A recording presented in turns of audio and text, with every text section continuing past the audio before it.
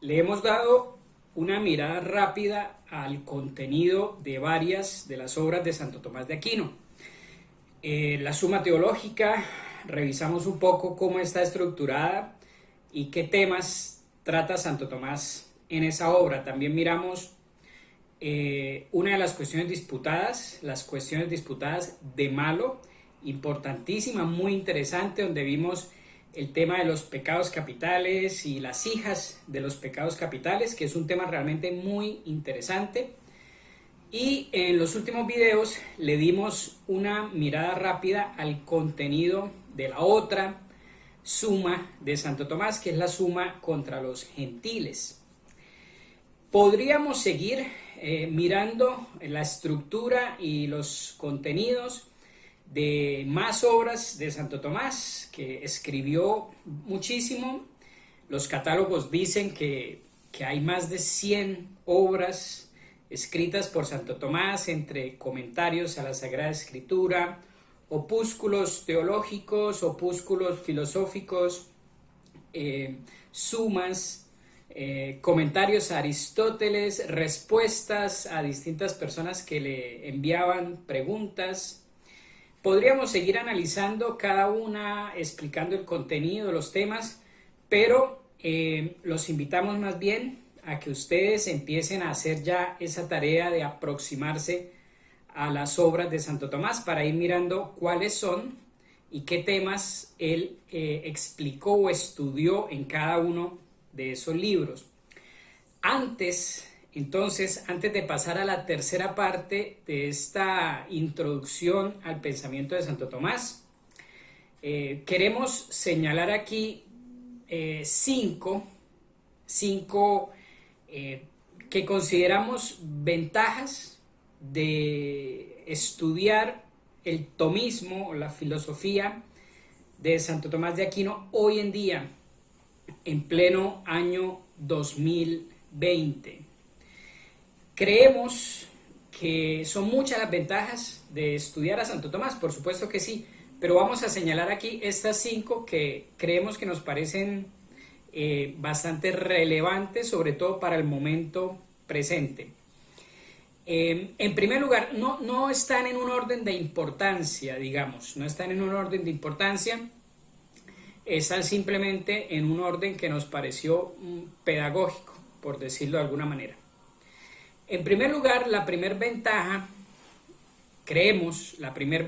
que se puede sacar, el primer beneficio que se puede sacar del estudio del pensamiento de Santo Tomás y en general del tomismo, es que nos enseña a disciplinar nuestro pensamiento, o más exactamente nos enseña a razonar de manera correcta. ¿Por qué? ¿Por qué digo esto? Porque es que en el mundo actual, en la sociedad actual, en los debates actuales a nivel político, religioso, ideológico, etc., tristemente se ha mezclado muchísimo subjetivismo, muchísimo ideologismo, precisamente muchísima falta de rigor a la hora de razonar.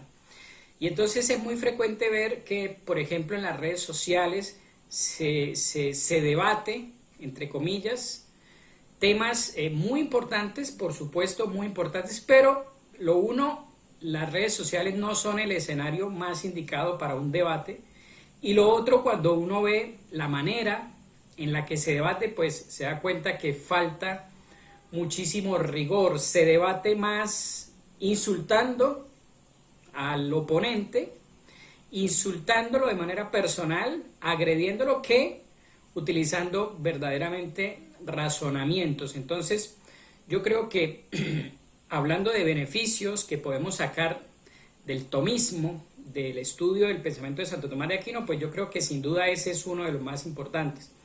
Aprender a razonar rigurosamente. En segundo lugar, creo que el conjunto de la obra de Santo Tomás enseña a darle un valor y una importancia central a lo real, a la realidad. Lo real está ahí, lo real existe y es independiente de que lo conozcamos o no, de que pensemos en ello o no, de nuestras ideas, es completamente independiente. La realidad tiene su consistencia propia, que no depende del pensamiento humano. Ese, que es una tesis de la teoría del conocimiento, que más adelante con el favor de Dios vamos a mirar, es otra de los grandes beneficios que podemos sacar de esa familiaridad con el tomismo. Hoy se ha mezclado muchísimo relativismo. Si ustedes se fijan en el discurso actual, se ha mezclado muchísimo relativismo, se ha mezclado muchísimo, en términos técnicos, muchísimo constructivismo. Y entonces se nos viene de hace mucho tiempo machacando los oídos con el discurso de que los seres humanos construimos nuestra realidad a través de nuestro querer, de nuestra voluntad, a través del lenguaje, construimos realidades. La realidad no existe, no tiene una consistencia, sino que es construcción del ser humano.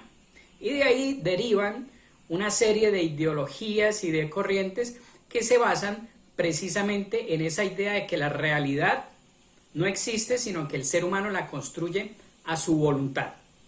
Incluso la realidad que somos nosotros mismos.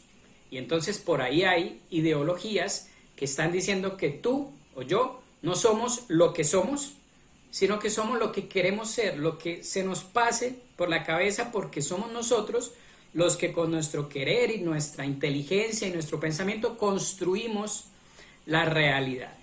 Entonces, un antídoto contra ese subjetivismo, un antídoto contra ese constructivismo es, sin duda alguna, el tomismo, en cuanto que el tomismo enseña a valorar, a apreciar la realidad de las cosas. El tomismo es la filosofía de la realidad de las cosas. En tercer lugar, el tomismo nos habla, nos muestra, nos fundamenta todo un universo de principios éticos, la ética. En Santo Tomás hay una ética profundamente fundamentada en la metafísica, en la ontología y en últimas en Dios. No existe una manera más sólida de construir una ética que esa, ponerla, basarla, cimentarla sobre esas raíces que son las raíces del ser de las cosas, de lo real. Entonces en el tomismo hay una ética objetiva, hay una ética radicalmente realista. Y eso va en contravía de lo que nos encontramos hoy, que podemos decir que es hedonismo, nihilismo, una sociedad amoral, una sociedad subjetivista, donde el gusto personal, el capricho personal se convierte en ley de comportamiento. Tú haces lo que tú quieras hacer. Nada limita tu comportamiento. Subjetivismo total, subjetivismo radical en el comportamiento. Vemos, por ejemplo, en el debate sobre el aborto, cómo se argumenta diciendo que es decisión de la mujer y punto, que es su cuerpo, su decisión y punto. No hay ahí una ética objetiva, ¿sí?, de lo bueno, lo malo, lo correcto, lo incorrecto, el bien, el mal, lo que está bien, lo que está mal, no. La decisión de la mujer, su querer subjetivo. En Santo Tomás encontramos, por el contrario, la fundamentación de una ética profundamente realista, donde los principios del comportamiento y los principios de la moral no son lo que los hombres quieran o lo que las mujeres quieran, sino que son lo que son. Los principios de la ética en el tomismo se derivan de la misma estructura antropológica del ser humano, de la realidad, de la naturaleza humana y en últimas de la naturaleza creada por Dios nuestro Señor. Entonces, ese sería el tercer beneficio de acercarnos a la filosofía de Santo Tomás. Un cuarto beneficio clarísimo que se menciona mucho cuando se habla de Santo Tomás es la armonía entre la fe y la razón. En Santo Tomás hay una armonía que no consiste en confundir fe y razón, sino en separarlas, distinguirlas, cada una en su área propia, pero unirlas finalmente en la verdad única que es Dios, sin contradicciones, sin conflictos, sin exclusivismos, sino una armonía perfecta entre la fe y la razón, que se ha perdido hoy en día, porque ustedes saben muy bien que la sociedad actual se caracteriza por ser cientificista, solo la ciencia importa. Esta actitud ha promovido un ateísmo que cree que es ateísmo científico, y entonces vemos por ahí muchos autores que promueven un ateísmo, según ellos, supuestamente basado en la ciencia,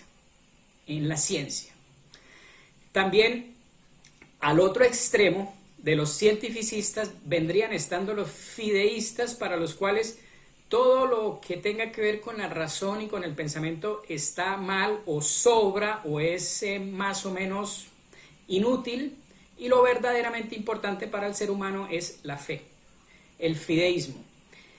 Contra estos dos extremos, los fideístas por un lado y los cientificistas con su ateísmo supuestamente científico, contra esos dos extremos se ubica el pensamiento tomista, que establece unas relaciones claras y armónicas entre la fe y la razón, entre el pensamiento racional, científico, lógico y los principios de la revelación. Ese es otro de los grandes aportes, de los mayores aportes que puede dar el tomismo para nuestro propio tiempo. Y finalmente, el tomismo nos acerca a Dios. Santo Tomás nos acerca a Dios. Cuando uno lee las obras de Santo Tomás, percibe que en todo momento la preocupación de Santo Tomás fue acercar a las personas a Dios, llevarlas a Dios, hablarles de Dios. Todo lo que Santo Tomás escribió, incluso los comentarios más abstractos y filosóficos acerca de Aristóteles, tenían una finalidad, que era armarse Santo Tomás de herramientas lógicas, de herramientas argumentativas, para poder después exponer con la mayor claridad y con la mayor contundencia posible la doctrina sagrada, la sacra doctrina acerca de Dios, y en últimas para llevar a las almas de sus discípulos, de sus seguidores, de sus hermanos, de todos los hombres, a Dios. Entonces el tomismo recupera esa espiritualidad. El tomismo es profundamente contemplativo, estudia, pero para elevar la mente a Dios y para elevarlos a todos a la contemplación de Dios. Ese es otro, quizá el mayor de los beneficios que podemos sacar de la familiaridad con la obra de Santo Tomás de Aquino. Santo Tomás nos conduce a Dios. Entonces, nos enseña a disciplinar nuestro razonamiento, promueve un aprecio por la verdad, por la objetividad de las cosas, establece un criterio ético realista, establece relaciones armónicas entre la fe y la razón, y finalmente nos lleva a Dios. Estas razones fundamentan suficientemente la necesidad, la urgencia de que hoy en día nos acerquemos a la obra de Santo Tomás de Aquino.